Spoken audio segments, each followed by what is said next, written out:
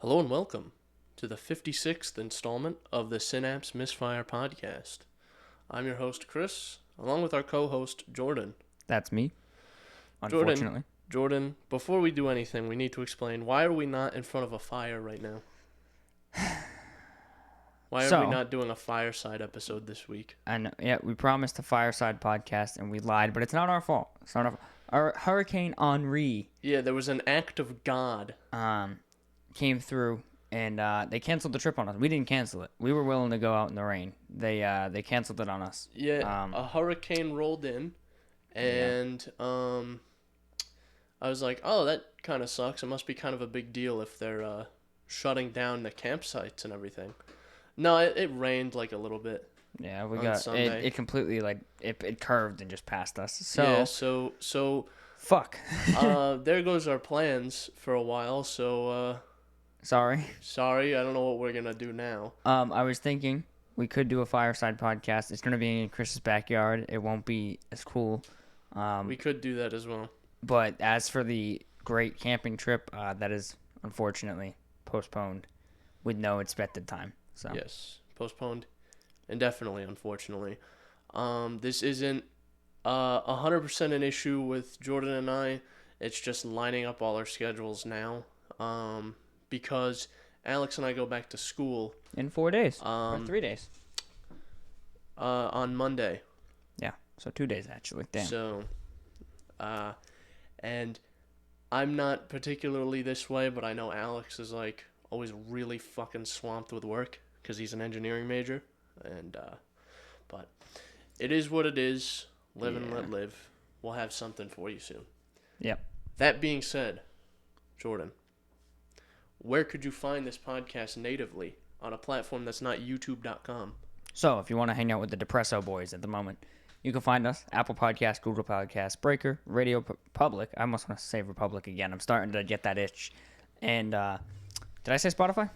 If you don't know we're on Spotify, I mean, it's the first platform. We were on Spotify by like episode 5. Bro. Yeah, I remember that was in the title and everything. We were like, we're on Spotify. Yeah, no, it was great because I was like, well, this is going to be a pain in the ass to get this on Spotify. And then we did it in like 35 seconds. Yeah, so, yeah, you can find us on all those platforms natively. Of course, Pocket Cast, that's my podcast app of choice. And as always, the RSS feed, import it into your favorite podcasting app. All of that stuff's kind of linked down below. And then we're always here on YouTube, sadly. Now, Jordan, you've been bitching about Pocket Casts a lot. I've been bitching. Been doing a bit of. I've had some gripances. I've had some moments. Have you now? So this kind of ties into something I'm going to talk about. But I got the ZFlip 3 or whatever, and I gotta say, SIM card. Tomorrow SIM card comes in. So I gotta say, props to Samsung. I'm gonna bitch them out in a moment too, but props to them for one thing. Samsung Smart Switch, incredible. I have no idea what that is, actually. Like, it pops up when I connect to something with Bluetooth, but what does that even do? So, I think you're thinking of Smart Things. Smart Things. Oh. Smart Switch. Oh, excuse me. You take your little double dingly USB-C cable, plug one into the phone, one into the other phone, or you can do it wirelessly. And basically, you hit a button, you approve a few things, and it literally duplicates this phone and just slaps it on there. To the point where, if you look at, just kind of off mic, our home screen or whatever on both of them, dude. They're literally identical. Oh, that's awesome. It duplicates it completely. Down to photos and the folders. Those photos are... It's great. It's just fantastic. So I give them some credit for that. So, yeah, so I duplicated it. But, you know, it doesn't sign you into all your apps and things like that. So when you go to, you know, Instagram for the first time, you're going to sign in. Pocket Cast was one of those. I put in my credentials. I hit sign in, and it spun there. And it spun there. And it spun there for minutes. Finally, I closed the app, do it again. It took like 8 tries, and it would not let me log in, no matter what I did. Finally, I just shut the phone, charged it, left it plugged in overnight, and then it finally signed me in, and I was like, yay, finally, oh, hell yeah. And then it never transferred any of my downloads. Bruh. Because it wasn't signed in. And I was so mad because I have over like 200 downloads, so then I just marked everything as played and was like, I'm done, it's fine, I'll start fresh. That's such a fucking pain in the ass. Yeah, so... Oh, man, that sucks. They're starting to lose some brownie points with me. I'm getting a little feisty with them. Are you looking into maybe other Pocket Casts? Are you looking into maybe other podcasting apps? Maybe. We'll see. Maybe Radio Public. Radio Public, maybe, baby. We'll see because it worked great, and then it has like one hiccup, and I had more hiccups in the short span of time I used Spotify for a while. So I still love them. They're just really annoying at times. I see. But yeah. But before we get into the obvious stuff, what have you been up to, Chris? Well, good news.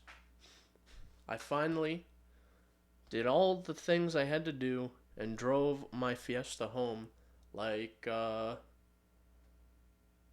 week ago. Yeah. Yeah, A the week Fiesta. and a half ago, around there. Fiesta. Finally How is got the she? Fiesta ST, which is nice. Yeah.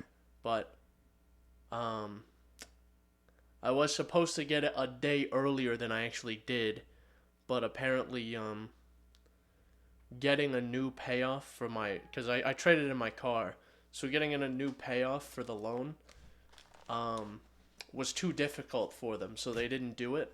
Nice. So I couldn't take the car. They were just like, no. No, I don't think I will. And I did some reading, and apparently it takes them like 15 days to process a payoff. Jesus. So I had to talk to my bank because they took my loan payment for this month off that loan, off a car I don't own. Oh, So man. now I have to deal with that. And if I have to go back to CarMax, to talk to someone about this, there will be bloodshed. Massive amounts of bloodshed. I'm actually pretty heated at the moment too when it comes to payments and companies, because of fucking Verizon, dude. I'm so sick of them and their bullshit. They double charged me on my credit card, Did they? and so I put in a dispute, and I got my money back for now. But they're still reviewing the case. But I'm like, you guys are just fucking stupid. Imagine if you could do one thing right. Well, here's the thing. That happened with my Amazon credit card. I did that, and then I just paid it off again because I put $60 on it. Because my payment went through twice, so I had negative balance on my statement, so I could spend that much before I started eating back into my credit. Mm-hmm. And then I did that, and I spent an extra like $60, and I just paid it off. So I hope that doesn't happen to me again. Well, that's how my card is now. I have negative 293, but the problem is I'm getting rid of this fucking card. So I'm just trying to get the money back in my checking account. And I was like, dude, I could totally risk it for the biscuit and spend the 293 that's on the card, technically, and then put this dispute in. But I was like, that's going to open up a can of worms, so I'll pass. Yeah. So I'm just trying to leave it there. I submitted some forms today, consent forms. Consent forms. Yeah, I'm consenting Bank of America to harass Verizon for the money. So, you know, we'll see how that goes. If you hear purring or various noises, I have my cat right now. Oh, And he's mad. And he's mad. But, yeah. So you got your Fiesta. There's still some hassle in the background. A little bit, but I feel like it's pretty much behind you.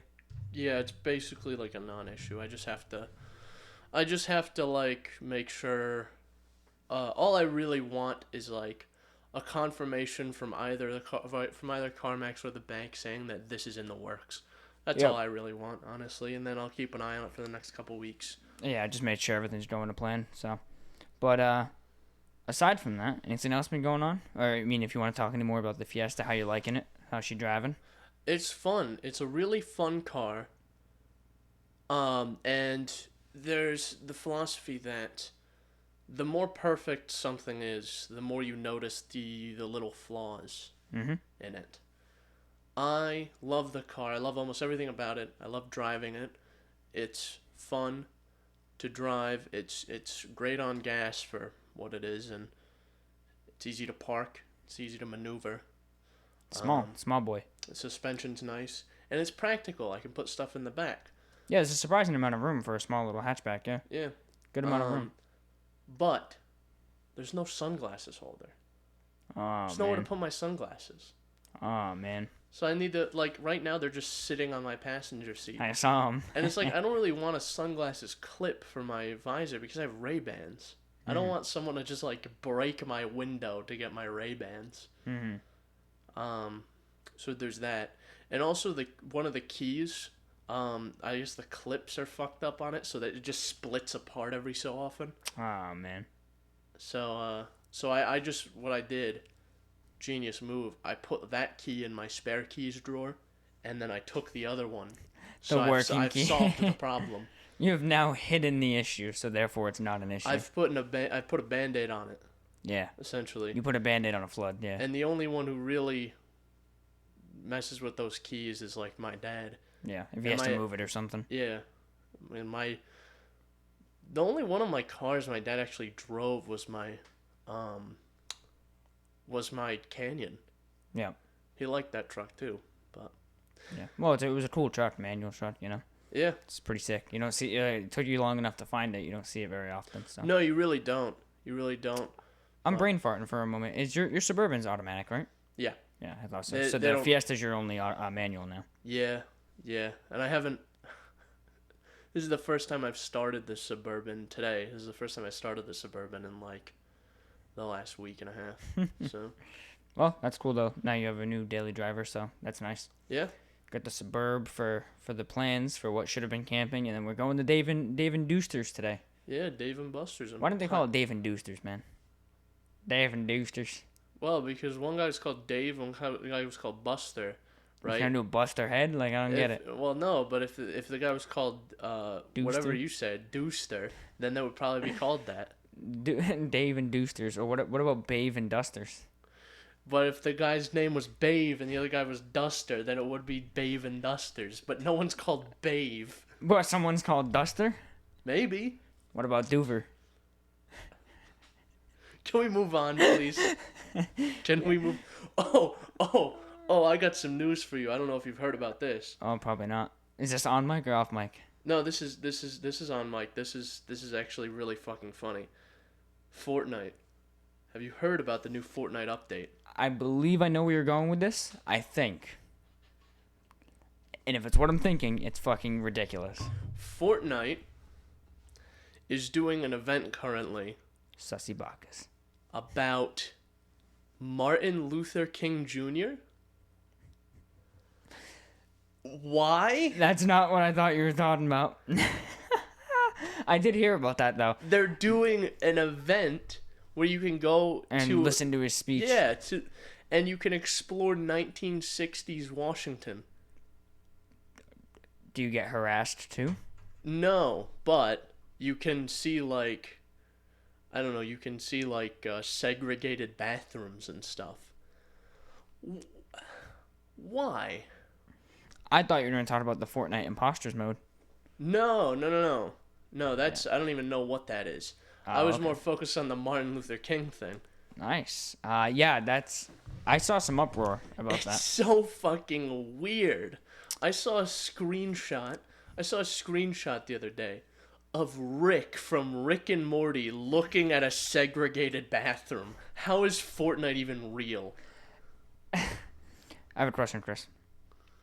Do you think we're going to get a live event reenactment of the JFK assassination in Fortnite? I mean, we might as well at this point, because if you're just gonna put in historical events, which is World War weird. II. Yeah, put fucking Fortnite Hitler. I don't know. Fortnite Normandy. Because there's just so many more avenues they could have gone. If they wanted to do a civil rights or a social justice thing, they could have had there's a lot of celebrities that do a lot of things like that. Mm-hmm. Who are big. They could have had a Kendrick Lamar event. Yeah. Kendrick Lamar does a lot of shit like that. Mm-hmm. So, I feel like there's other avenues they could have gone, and I think the whole event is kind of ridiculous. Yeah. Yeah, I saw their goal is to get kids to be aware of what happened and listen to the speech and things like that. You learn about that shit in school. Why wouldn't you just have a modern celebrity who has been through modern experiences of racism and what have you, and then teach it that way? Yeah. It's just so weird. Yeah. I don't understand. It's a little out of left field. I was in a Wendy's drive-thru when I read that, and I went, they added who to what? When I saw they added Martin Luther King to Fortnite. What a joke. What a joke. Anyway, do you have something you want to talk about? There's things. There's things on the agenda, as some would say. Obviously we talked about the Fiesta, the hurricane, what happened, how depresso espresso we are, but I'm pretty hyped. I'll talk about the ZFlip 3 kind of last, but I'm kind of hyped because one of my favorite games, State of Decay 2, has an update coming. Does it? Yes, sir. September 1st, so it's very soon. 3 days, 2 days, this Tuesday. There was the first game, which you had played, right? You said you played the first one? Yeah. So the map, Trumbull Valley, that you play in that game, got ported to State of Decay 2 via a DLC called Heartland. It was like a story-focused DLC where you play in that map. Well, now, for a third time, essentially, they're rebuilding that map with more of the State of Decay 2 stuff and making it part of the main game instead of part of the DLC. Because the DLC was a linear story with, 2 sets of characters, and that was it. Now they're porting it to regular State of Decay 2, which is this big sandbox, and they're tying in narrative to it. And it's a free update for the game. That's called State of Decay 2 Homecoming. So, that's cool. And it takes place years. So it goes basically the apocalypse breaks out in State of Decay 1. Yep. There's some State of Decay 1 DLC that's like years after. State of Decay 2's DLC was years after, and now years after that is this Homecoming DLC. So how many years? I think it's been like 15 or 16 years. Damn. So it's pretty fucking cool. I'm excited to see what they do, and I can't wait for State 3, man. Let's do a DLC 87 years after. There's not even zombies. There's just like literally aliens. You're like, oh yes, this made sense. Imagine, but no, I can't wait. Or it's years and years and years, and you're just sitting there, and the sun is about to engulf the earth. Basically, dude, I can't wait for State of Decay 3 though. Oh man, I'm so excited to see what they do with that game. They better knock it out of the park. But you know how it is nowadays with expectations. You're gonna really be excited for this game, and then. The devs are going to release it. And it's going to be pretty much unplayable. Yeah, unless you have the highest end PC, and maybe DLSS will save it. And even then, it doesn't quite work. Yeah. Also, on the topic of cars, kind of, I'm pretty proud of myself. So I bought new tires and rims. I saw. Bought new tires and rims, and I decided, I've had this car for 2 years. I've never hit a curb. Let me buy $1,200 worth of rims and then hit a fucking curb. I'm so goddamn mad about that stuff. That's tough. I have had this car for 2 years, and the closest I've come to hitting a curb was rolling over like a where it kind of ramps down to cross the street. I turned a little too tight and rolled over it. I went to fucking Taco Bell, right? Did you know how the streets are in my city? Tight. I went to Taco Bell. And you follow the drive-thru, and I'm like, man, I'm like a full 4.5 feet away from the window. Like, this is weird. Let me just turn closer to the window. And I start going. I'm creeping closer to the window. And then I just hear, and I'm like, oh, no. So I jerk the wheel back, and I pull forward. And I didn't think much of it at first. I was like, that sucks. I hit my tire. And then I look in the curb. The reason I was far away is because the way they have it lined up, there's like a 2.5-foot curb. And I'm like, oh, shit, that thing's 2.5 feet. There's no way that just hit the tire. So I get the food. I go to the local community college to eat it and just kind of hang out there or whatever. They have like a nice open field. And I get out and I just look at my rim and I'm like, fuck. God damn it. Fuck. And I was so mad. You made one step. You made a step to... you made a step to make your car look not as ridiculous as it looked. Because those rims were... bad, bro. Steelies with plastic hubcaps, baby. And one of them was broken. And the wheels were shit. Yeah, it had a chunk taken out. And one of the wheels themselves, the actual tires, the tires themselves were shit. So, you finally made an effort to make your car look normal, and then it immediately gets ruined. Yep. So, don't know what I'm gonna do about that. It's actually not as noticeable. It's scratched. I got like silver grayish rims. It's scratched, but it's scratched in a way that it didn't like take the paint right off. So it still looks fine. Obviously if you get real close to it, it's bad. But so yeah, I'm like whatever at this fucking point, dude. I don't know. You see that every so often where it's like a car that has curb rash bad on like every wheel. I don't know how the fuck people manage that. How do you hit curbs that often? Literally, dude, I'm so mad because I'm like, I waited until I got these tires to finally hit a fucking curb. Nice. Epic. Cool. So Yeah. sick. But, aside from that, I have some other work I'm going to be doing soon. I'm going to be putting new calipers in the front eventually. And then doing some work to the door. I'm going to probably keep the crank windows. But my driver's side crank is starting to get stuck. So I need to take a look at the belt, see if that thing looks good. Yeah. So, got to do some work like that. But when are you going to get rid of the carbon fiber? I'm afraid to, as it's been on there so long that I have a feeling it's going to take the paint with it. It's going to either take the paint or the clear coat with it, or it's going to be a completely different color underneath because it's been protected from the sun than the rest of the car. So I don't think I'm gonna, unless I'm gonna get it rewrapped after. For context, Jordan has the previous owner of Jordan's car had did a really shit job of putting a vinyl wrap, carbon fiber wrap on his. Yeah, on the spoiler and on the gas cap. Yeah, and the door handles. Oh, and the door handles. Yeah. So yeah. If it didn't look as bad, I wouldn't ask about it, but. Yeah, well, I'm going to be eventually replacing the door handles with a black handle, all black handles, so there's that. Interior handles as well, because one of them's shitty too. And then the spoiler, I'm probably going to get rewrapped. The gas cap doesn't look as bad, it's just a shitty vinyl, but it's not, it's hard to fuck up a gas cap, it's so small. So it's not like there's any creases in it or anything. But I'm eventually going to probably get those rewrapped, well. Yeah. But yeah, I was mad about the tires, but the car drives fucking great now, dude. It's like a brand new car. Just get an actual carbon fiber gas cap. Oh yeah, can't be that expensive for a gas cap. Maybe for a spoiler, but gas cap would probably be like $100. Yeah, I mean, and the spoiler too would probably equal out to the blue book of your car. Probably, yeah. The tires equal out to almost the blue book, baby. Jesus. So tires and rims specifically. So, but man, they're nice, dude. They're so nice. And the people where I went to I went to a town for a tire in our area, and they were fucking great, dude. Yeah, I guess it's worth putting the money in if there's nothing wrong with the car and you're not looking to get a new one. I obviously have a different philosophy because I go through cars pretty quickly. Mm-hmm. So, the Fiesta, that one I have to hang on to. Yeah. And I don't think I'll ever get rid of it, honestly.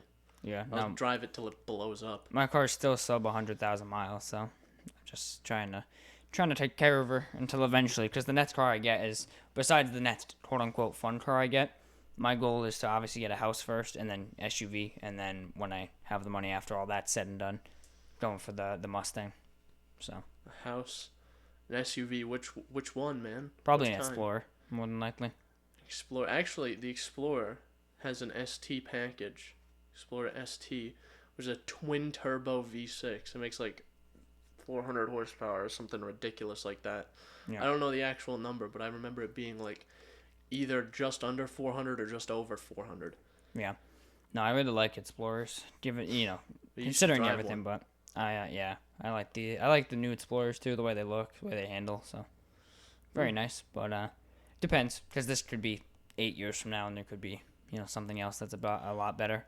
Yeah, so. I'm always thinking about the next one down. I mean, I might I don't know. I'll look into it, but I'm thinking about maybe finding something to build something of a drag car. Mm-hmm. Is a Challenger or something with maybe big wide tires in the back. But I did some looking. I was like, where can I find a drag strip? Where can I find a drag strip to test this drag car that I build? There just aren't any around. That's good. Really. Just go on the main road. Yeah, I'll just go on the main road on the highway. And stop on the highway. Just stop. Yeah, and then dead go. Stop, and then I'll do people start beeping at me, and then I'll do a sub 10-second quarter mile. Yeah, there you go. Negating the fact that it curves at a lot of points, but that's fine. No, that's beside the point. I'll just turn the wheel. No, I'll just go. I'll just go straight. Chris goes through a fucking mountain, comes out the other side, he's like, oh, this is sick. I Still like this. sub 10-second quarter mile. Hell yeah, brother. But yeah, so that was one fancy thing I bought. I spent a lot of money in the last 2 weeks between the tires and the phone. Oh yeah, tell me about it. And now I have the ZFlip 3. And Flip, baby. And it has made me hate my Note 10. Damn. That's tough. The ZFlip 3 is so cool. It's so good. Obviously, I can't really attest to the reliability at the moment. I've had it for 4 days, but I gotta say, with the shorts I'm wearing at the moment, I could not have driven here with the Note 10 in my pocket. I drove here with this in my pocket the whole time. Didn't feel like I had to take it out. Man, fucking great. And you can tell how good of a phone is, or how good of a phone it is, when I said at work, I said, this thing's starting to grow on me. I actually kind of like it. Yeah. And that's me. That's Chris. That's me, Chris from Synapse Misfire. And it's just such a nice phone. I have a Samsung's leather case on it, which if you ever get the phone and you get the $100 like power bundle thing, I would get it because this is actually a pretty nice case. I don't know if it's leather or pleather. They said leather, but I'm sure there's probably an asterisk on it that's like 10% leather or some shit. But it's a nice fucking case, dude. Yeah, I think the day after you got it or something, or a few days after you got it, I was working with you essentially. Yeah, you were shadowing. I was hanging out with Jordan, watching him do his job because that was a possibility for me to move on after my current job. But that's beside the point. But he was showing me the phone. We were messing around with it. It's pretty cool, actually. I quite like it. No, it's nice. It's got the big outer display like this. I don't think I would want a bigger display on the outside, truthfully. So for context, it's maybe about 2 inches in width and about an inch tall. And it's literally just the perfect amount of room to check notifications. Like if you have an email waiting that you can click on it, scroll through your email, like it's perfect. You don't have to open the phone for everything. And it's really cool for that. The battery life, I do have to say, I'm noticing it. I'm noticing the small battery, but considering I've been running this bitch at 120 hertz, and let me just say, that is not a gimmick. 120 hertz is fucking remarkable on a phone. Oh, it's so good. Battery life has been, I'd say, probably maybe a little better than I've expected. Granted, one little asterisk I'll put on that is I do not have a SIM card in it at the moment, so it is not looking for cell service. So when I put a SIM card in it and it's running 5G, we'll see, because that battery life is going to take a hit. And also the side-mounted fingerprint scanner. Never had a phone with a side-mounted scanner. It's always been under the display or on the back, like Chris's Note 9. Very nice. You just grab the phone, you just touch it, and it just sort of unlocks. Also, I think it might have just broke. What? The screen went green for a minute when I unfolded it. I think I hit the button too many times and put it in a colorblind. You put it in green mode. Put it in colorblind mode. I just looked at it and I was like, what the fuck? It tripped me out for a second there. But no, it's nice. And you don't really notice the crease. And truthfully, the screen feels just like glass. Like they did a really good job kind of making it make sense, I guess. And, I mean, it's a powerful phone, too. It's just powerful. And I saw, don't be touching no wires, boy. Yeah, my cat's sniffing around at our cables, and he's been known to chew cables. It's kind of his thing. Get out of there. Get out, boy. And I want to say, too, I just want to debunk an article that I saw that was complete and utter bull to the shid. We do a little debunking? Do a little debunking, yeah. There was an article, I should have actually wrote their name so we could call them out, but he basically was reviewing the ZFlip 3, and he was like, yeah, it's Samsung's high-end flagship, beautiful construction, acceptable camera, battery life is small, blah, blah, blah. And then he goes, and they think 15-watt fast charging is fast in 2021, blah, blah, blah. And the whole time I'm reading this article, I'm just like, what? I'm like, he's talking about 15-watt fast charging. This bitch is 25 watts. The fuck are you talking about? I plugged this thing in to my 25-watt charger, and it was fully charged in like 40 minutes. I'll be honest though, 10 watt fast charging is still pretty fast. Yeah, it's decent. Like my Note 9 only supports 10 watt fast charging. Yeah. And my phone will charge in less than an hour. Yeah. It's like, okay, so I don't know what he was bitching about, but he's a fucking idiot. Don't read reviews online. Stick with the facts. Do your research. But no, it's really cool. So, and since I don't have the SIM card, I haven't been whipping it out in public much, so I haven't had to, be ready for that lifestyle, as Samsung says. So you're gearing up to be ready for that lifestyle. Basically. So get my SIM card tomorrow, so I'll know for sure. Nice. But yeah, no, I mean, compared to the Note 10, I like it a lot. It's a perfect upgrade because it's basically the Note 10, but in a small form factor. With no S Pen, obviously, but I don't ever use the S Pen. So It's like a phone. yeah, you could say it is a phone. I don't know nothing about that. Yeah, me neither. And the fact that it's cheaper than my Note 10 Plus too is also kind of funny, in a way. So that's nice. But It was cheaper like the way you bought it, or is it cheaper full price? full price, it's cheaper by $100. Yeah. Jeez. The Note 10 Plus was $1,100 at launch, and this is $999. Damn. So Nice. and then the way I bought it, it was way cheaper, obviously. So be sending the old Note boy to pasture Monday, sending him back to the Samsung. Send it all the way to Korea. Hell yeah, brother. So, yeah, good phone. I recommend. One of the articles I read about it when I was watching some shit was saying like it's a great phone for people who are bored of phones now, and I was like, damn, that's literally why I bought it. It was because I was just sick of slab phones, and I was like, I want something interesting. So, Yeah. and I didn't really want to go the whole mile with the Fold. So, Yeah, that's fair. I think that's a fair statement to make. yeah, and I will give periodic updates here on the show if things go wrong. If it just all of a sudden folds itself backwards and blows up in my hand, I'll let you know. But yeah, you're nice phone. That was probably the nicest piece of technology I've gotten in a long time, truthfully. Is it really?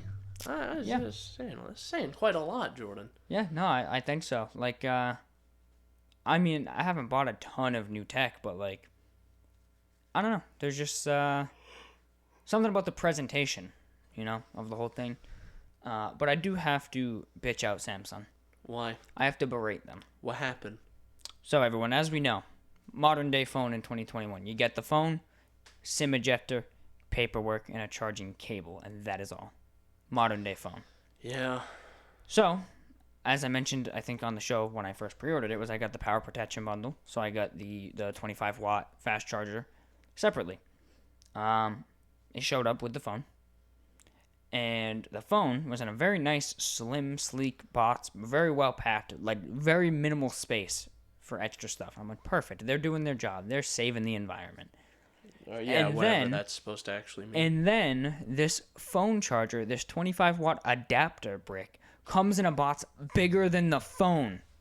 It's in a bigger box than the phone box. It doesn't quite make sense to me either.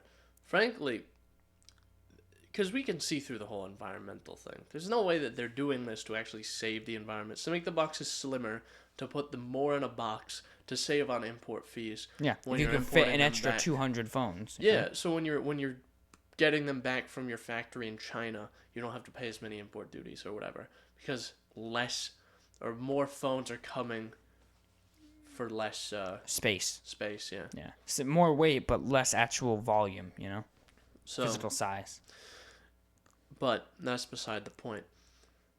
I think that's the most glaring way they're showing that they're not actually doing that for the environment just for that. Just to nickel and dime the customer and to save on the actual form factor of the package of the phone. Yeah. I had like a theory, like I had not a theory, but I had a thought. The phone came unfolded, like laid out flat like a normal phone in the box. Yeah, they could have just folded it. They and it could would have have been folded even it. smaller. Right? And then my other thought was, if you left this phone, say you buy this phone 2 years from now, brand new from Samsung, and it's been in that box unfolded the whole time. I wonder how that's going to work when you fold it again for the first time in 2 years, Well, you could make the same argument the other way around. Well, that's what I'm saying. So with a foldable display, maybe I should have been more specific. With foldable phones in general, I wonder what's worse, being folded like this or being unfolded and then refolding after sitting on a truck for like 3 years, 2 years. Well, not in a truck, a warehouse. I guess I feel like what do you think's putting more stress on the display? I would think folded. It'd be putting more stress because you're holding it in a fixed position that's unnatural. That's what I'm thinking as well. So it might actually be worse off if you leave it folded. Yeah. But then I think about like something like the Z Fold, right? I think that theory is correct because the Z Fold comes unfolded. Yeah. Even though the box is way bigger than a normal phone that way because it has to be laid out like a tablet. So, I think our theory is correct. Yeah, no, I think that makes sense. Because I feel like there's just gotta be, if you leave it folded for that much time, the display's probably gonna give way. It has to, yeah. If you left it just sitting for 2 years, you know? And I don't really know the long-term reliability of these phones. I'm talking like 5-6 years down the line. Yeah. Because I've had this phone.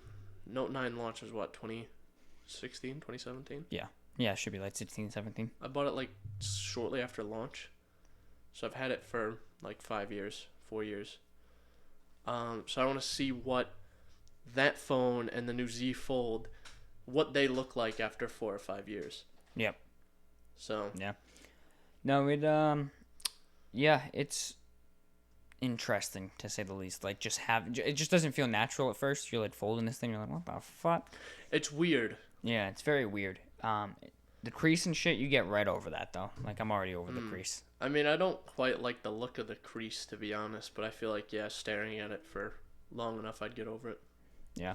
But no, it's awesome. I do like it. I do want to know why it turned green there for a second. That was like kind of startling, if I'm being honest with you. But yeah. Sometimes you just you put it in green mode. It happens, you know?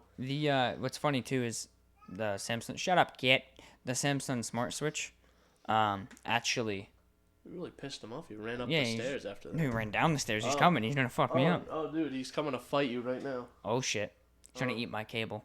No, he's gonna sniff the ground for a while. Nice. Samsung Smart Switch though, it switches everything, dude. Like literally your Wi-Fi passwords. Like it's so funny. Like my phone already connected to your Wi-Fi from being here. So it's impressive. It's cool. It is cool. I have to give him props for that. But yeah, the whole environmental thing and box thing, bullshit. Hello. It's weird that he walks right up to Jordan and lets him touch him. Yeah. Usually only does that to like me or my dad. Oh. Who wants that tape? I guess he does.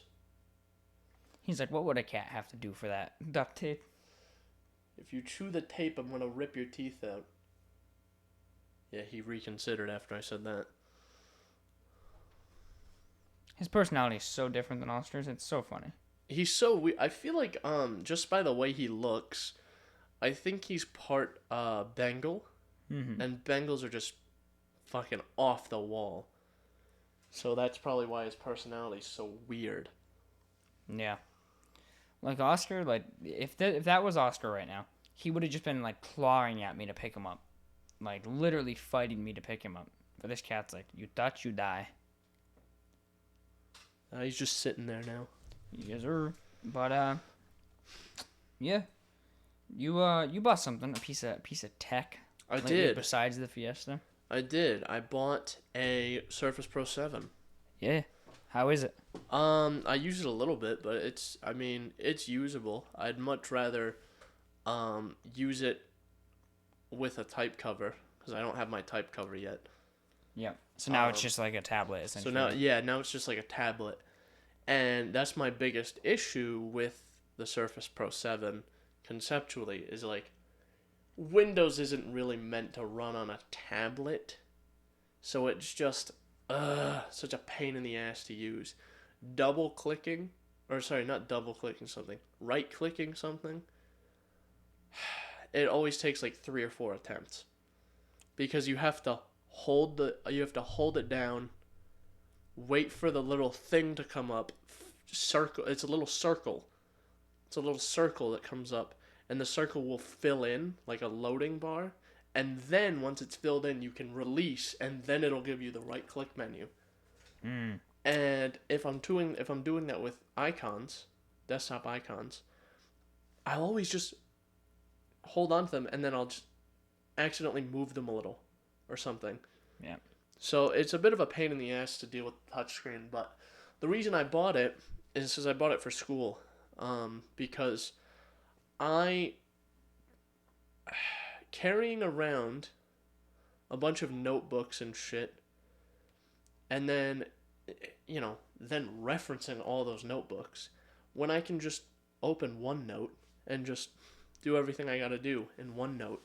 Yeah. And then just open a certain OneNote file. So I'll always have my notes with me 100% of the time, and I don't have to flip through 18 different notebooks. Yeah.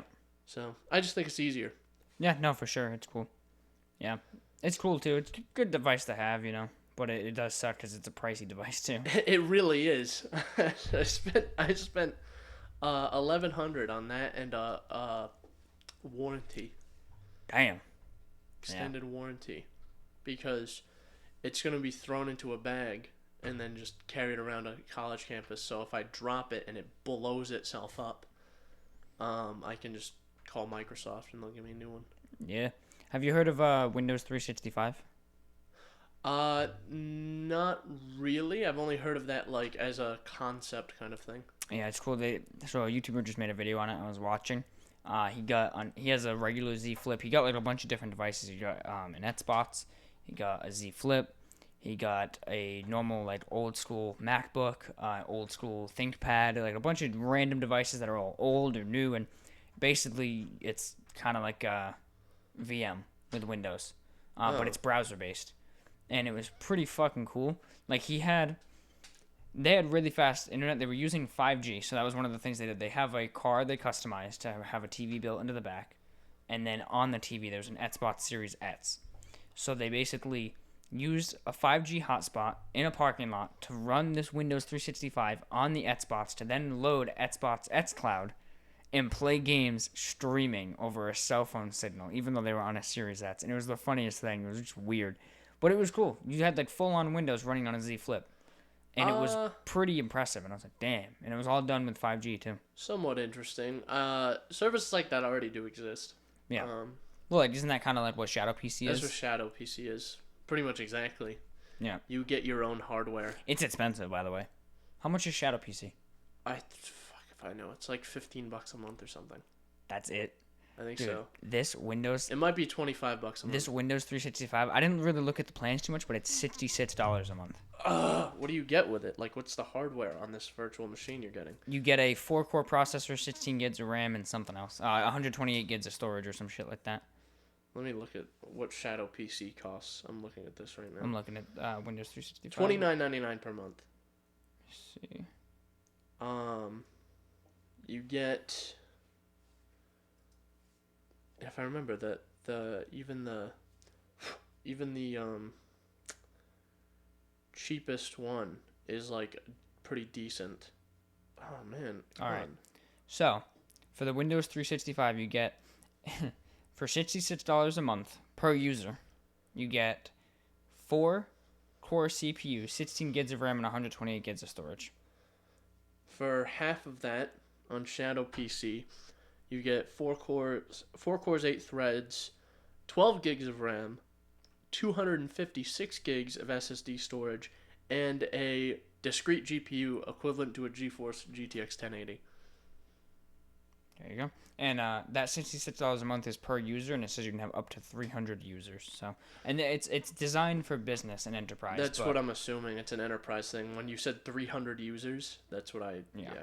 And you can get the enterprise version for the same price with unlimited users. So that's cool, I guess. Nice. $66 per user per month.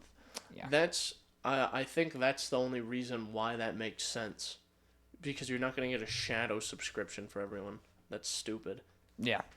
So, and I'm assuming cool, I guess. It's built into the Office 365 suite as well as the entire Microsoft suite. Yeah. So if your company's already in bed with Microsoft, essentially, you can do this as an adder.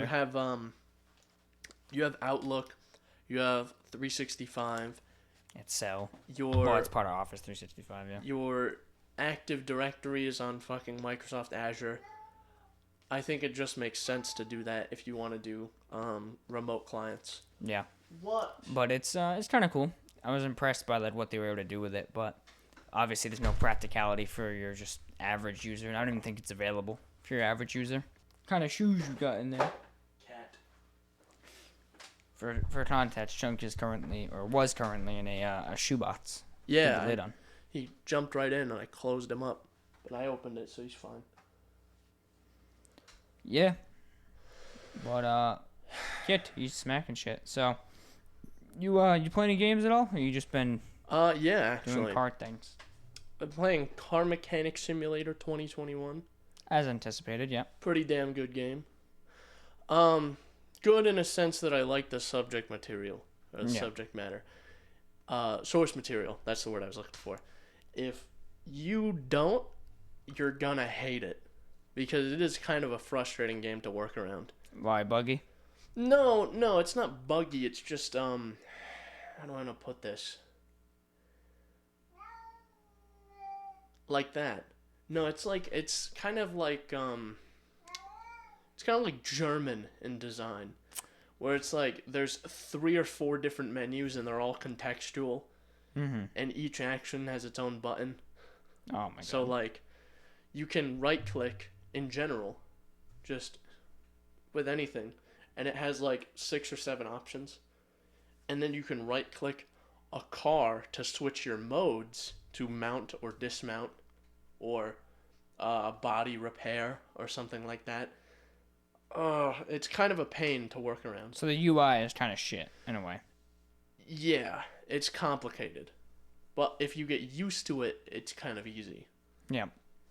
Made sense. I mean, it sounds like it would be a game with a lot to it, so it kind of made sense that the UI would have a lot of interactive elements. There's a lot of different tools you can use and stuff, and that's all controlled through the UI. Yeah. So if you right-click certain tools, it will have certain actions you can do. Like if you right-click the engine stand, you can put an engine on there or build a new engine, rotate the stand a certain way. Yeah. Chris is like, yep, I completely took apart an engine with a socket. They actually, it's cool because you can build things that you can't like build in real life, or I can't because I don't have the money. Mm-hmm. Like an old Corvette with a supercharged 900 horsepower engine, or a fucking station wagon that has 1,200 horsepower. God damn. And goes 240 miles an hour. Holy shit. Is that what you want to do to the Fiesta eventually? Sure, why not? Damn. That's cool, though. Sounds like it'd be cool. 1,200 horsepower in a Fiesta. I think the torque steer's bad now at like little less than 200 horsepower. That thing will just blow up. Yeah. They had a VR version of that game, and then I know it got like supremely negative views. Don't know why. Is it that bad? Don't know why. It was probably something to do with UI maybe, or like interactivity. Probably. Or it was probably just like one of those shoddy ports where it's like you're in VR, but really you're just a headset. You're not like in VR, if you know what I mean. Probably still playing with a gamepad or some shit. Yeah, I think it's interesting though. I think the only reason I'm really enjoying the game is because there's a thing you can do. You can name your profile CMS 2021 promo, all one word, and it makes you max level and gives you like 500 grand.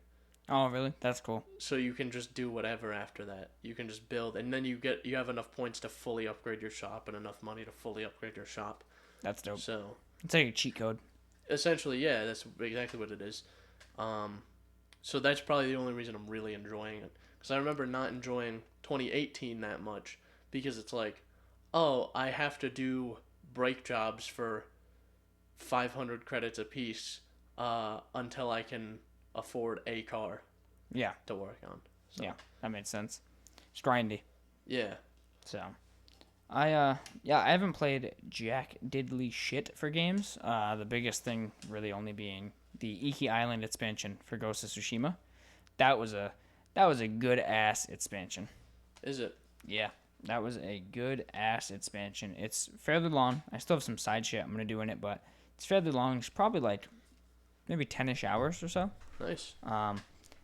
And it's just it's all story. It's really interesting. It's just more of Ghost of Tsushima with a lot of story stuff that ties into the main game, and definitely good. It feels like something they couldn't fit in the main game. Like it feels like it's something they had planned from the beginning, but were like, ooh, the game's either running on too long, or they made it into DLC because it is like its own entirely side thing. Or almost like a Hearts of Iron kind of thing, or what is it? What is that Hearts called? of Stone. Hearts of Stone. Hearts of Iron is the game. Hearts of Stone for Witcher 3. Yeah. Hearts of Iron is a strategy game. Hearts of Stone just fits into the main world, and it doesn't really expand the map very much. Mm-hmm. Saying it's like Hearts of Stone, where it takes place on the original map. I don't know if that's the case with that one. No. This one happens to be a special case, but yeah. But it takes place on the original map, and it's just an extra story that would definitely fit into the original game. Mm-hmm. And essentially, it's just an additional quest line at the end, which takes you on a different adventure, which is separate from the main game, but also fits in with the tone. Yeah. Whereas like Blood and Wine it's a whole different map. It's very colorful. There's new. It feels like a different game in a way. In a way, yeah. And you have a. It's kind of a similar thing, where, you're basically doing some witchering, but it's much longer. Yeah. When I get the Steam Deck, the first thing I'm playing is Bully, and then the next thing's probably not Hearthstone, Blood and Wine. Blood and Wine. Yeah, I think it's pretty good. It kind of stands on its own, honestly. Yeah, I've heard that a lot. So, Iki Island's a really good DLC though. It takes place right after the main game. It shakes things up just enough, and it helps that the game itself is just a fucking awesome game. So. Yeah, I will get around to playing it at some point. Yeah, you should give it a couple months. It'll probably be on sale, so you'll be able to get the director's cut. So I plan on, when eventually things may be back to normal and I can get a PS5. Yeah, that's what I'm saying. Like in 2037, when I can get a PS5, yeah, I'll probably play it then. I plan on, when I can get a PS5, I plan on replaying the Uncharted series. Well, probably mostly 4, because that's the one that you can kind of get to run well.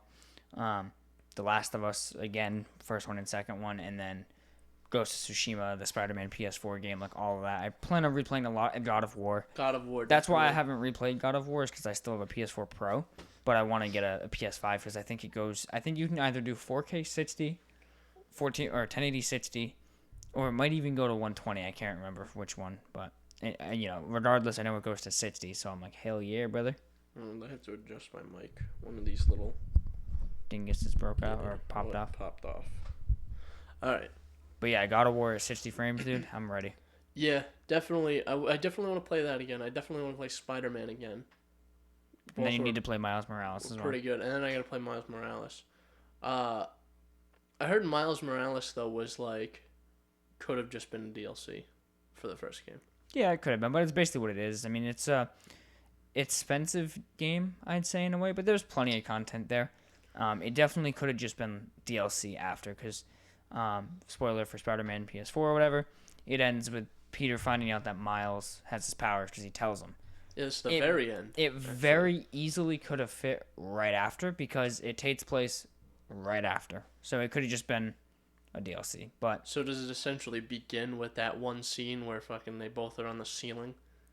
I know, that'd be cool if it did, though. But no, it begins with them on a billboard together, and he's training him how to be Spider-Man, I guess you could say, and telling him that he's leaving, he's going on vacation, so he has to run the city by himself, essentially. That part is always kind of confusing to me, because it's like they got Spider-Man, and now there's two of them, Spider-Men. Yeah. So, do the people of the city just think they're the same guy? And that he's just everywhere at once? No, because they do stuff together, too. So it starts off with you fighting Rhino together with Peter, essentially. I see. So they do things together. They work together. So they just got the Spider-Men. Basically. So there's a whole... I imagine... a lot of the game is them saying, it's Spider-Man and the other Spider-Man, or whatever. It's very, on the nose. Spider-Man and Spider-Boy. Basically. Because was Miles Morales, he's 15 or something. Yeah, he's 15 or 16, and Peter at the time's 23. 24. So, but it's cool, and there's all new powers and stuff. There's obviously Miles Morales is supposed to have different powers, so that's always really cool. Well, and he's like a lot of the powers that Peter has is like based on he's like a science guy, and that's his shtick. Yeah, you get like the different things that he's just made. Yeah, different tools, which Miles Morales kind of has, but he has actual like powers too from the spider that bit him. So what? Invisibility, and he uses electricity. Straight he just has a gun. He just shoots people. He gets up to the crime. They're like, "Hey, it's Spider-Man." A regular, Peter's like, "All right, let's kick their ass." He just pulls out an AK-47. Spider gun, and he shoots like 4 people. But yeah, Miles Morales. That's the one thing I've always thought was weird. Is Spider-Man, Peter Parker has certain powers, but Miles Morales has always been like the other Spider-Man, but he in a way has better powers. It's just kind of weird how it all ties together. But yeah, like even in the comics, he has electric powers and shit. I think it's interesting that in those games, like a lot of superhero games, it's like you're not killing people. You're like knocking them out, quote unquote. But like, there's been times there was multiple times in Spider-Man where I like threw a guy off a 30-story building. Well, you know what happens when you do that, right? What happens? You never looked? Whenever you hit someone off a building in that game, they fall about 10 feet, and then a web shoots off their back and pulls them to the side of the building. Oh, I've never seen that. And they get stuck up against the side of the building. It's supposed to be part of his shtick, yeah. But like Batman Arkham Origins is a good one for that, or like the Arkham series in general. You just beat the fuck out of people. Yeah. I just threw a batarang and knocked him out. Okay, I threw a sharp object at him and knocked him out. Oh, and now he's not moving anymore. I wonder what's going on there. Oh yeah, there's sure stars above his head. He's just bleeding out of his jugular because you just severed half of his head. Yeah. So. At least there's games like Dishonored where it's like, yeah, you can knock people out, but you can also just, go to town. Actually kill them. Yeah. I think it should be an option. Maybe that could be an interesting mechanic for a superhero game. To get rid of the like moral bullshit and then like let you decide. And basically we have a reputation of like, oh, well, this hero now, he's not a hero, he's a killer. He's killed everyone that he's come across. So you're less liked by the people. That's like the entire plot of The Boys. Within the city. Did you ever watch The Boys? No, I haven't. I started it. I was like, this is so good, and then I just stopped. I only watched Invincible. Yeah. Which was fucking fantastic. If you haven't watched it, you should. Oh yeah, I can't wait for season 2, dude. I can't either. And now I'm rewatching Breaking Bad. Oh, are you? Yeah. And then we have to rewatch The Witcher once The Witcher season 2 release date comes out. So when have you watched Breaking Bad ever? No. It's worth your time. It's a fucking great show. Yeah. Is it anything? Well, I was gonna say it's not. Is it a comedy in a way?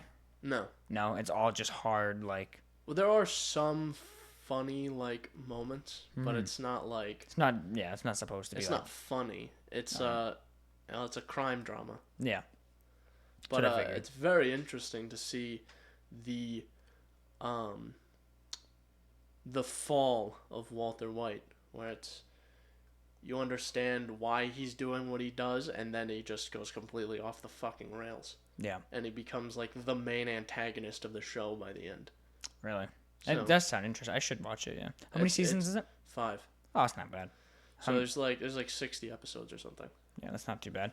Are they half hour or hour? Hour. They're all on Netflix. Mm-hmm. I'm watching Stranger Things right now with Letsy. We just finished season 1 this morning, or last night actually. I saw. It's good. All of season 1 of that show, and I think I watched like 1 or 2 episodes of season 2. Yeah, she warned me. She's already seen it. She like years ago, but she warned me that season 2 is like boring compared to the first season. Maybe I think that's why I stopped watching it. But the show is pretty good though. I mean, season 1 was pretty good. I liked it. It was kind of cool. I know season 1 was okay. How many seasons are there? Is it over? There's 3, and there's a 4th one coming out in 2022, and then I think that's it. And I think that's it. I don't think they have plans for season 5. So. Yeah, that one's not super high on my watch list. What I do want to rewatch is Mr. Robot. That's up there. I never watched it, but it always seems really cool. Yeah, it's like another crime drama, but it's like Elliot Alderson. He's like a hacker. Yeah, and that's his. He plays the guy from Until Dawn, I believe, if I'm not mistaken. Rami Malek. He's in that. Yeah. Yep. But I want to do that after Breaking Bad. I want to watch El Camino, which is just a movie to cap off the end of the series. Rami Malek. Yep. And I'll then show you his character. And then I'm gonna wait until Better Call Saul is finished, and then I'm gonna watch that too. Obviously, the top left.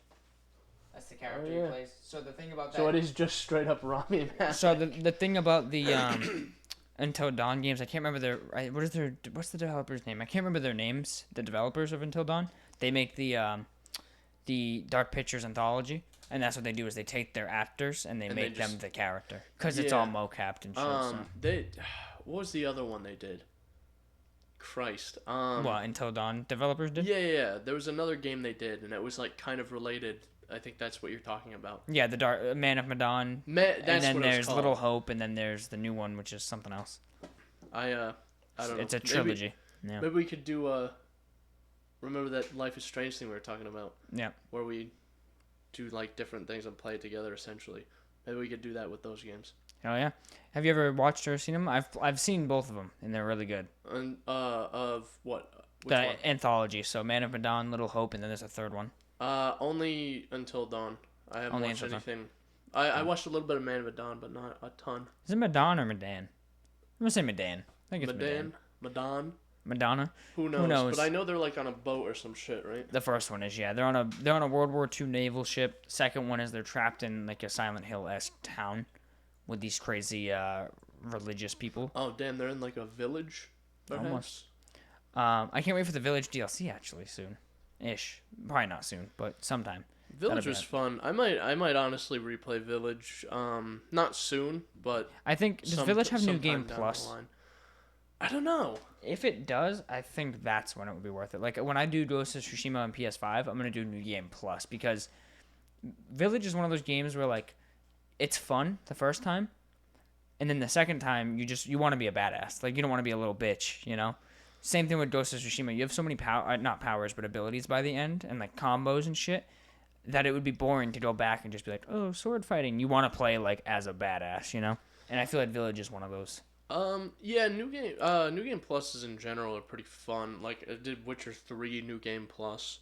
That must be a good one, because you're, like, kind of a bitch in the beginning for the first, like, 10 levels, and then... Yeah, and now your fucking, like, starting sword is doing, like, fucking 700 damage a swing, or whatever. And shit still fucks you up, but it's not nearly as bad.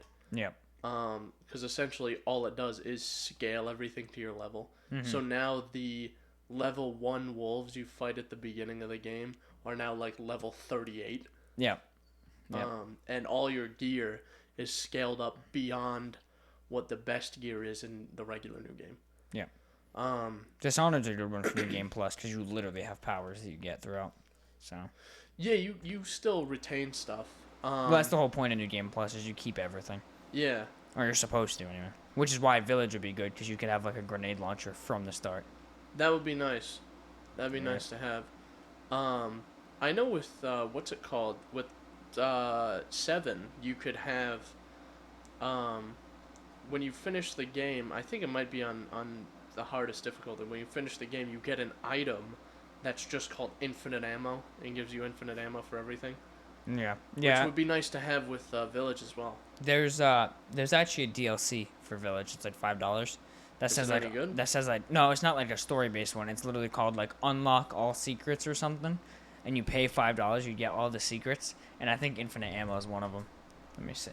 That's interesting. Cause you know how you have credits, in Village. Yeah. And you redeem them for like things. I think it's that you unlock all of those. Oh, okay. Let me see. For $5.